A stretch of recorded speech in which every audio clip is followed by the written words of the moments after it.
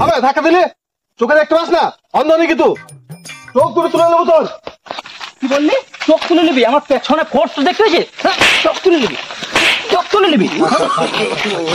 চোখ তুলে নিবি? চোখ তুলে নিবি?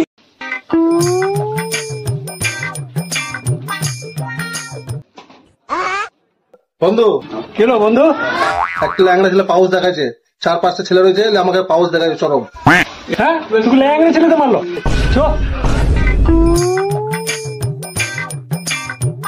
আল্লাহ কে মারলো তোকে? কোন চালা?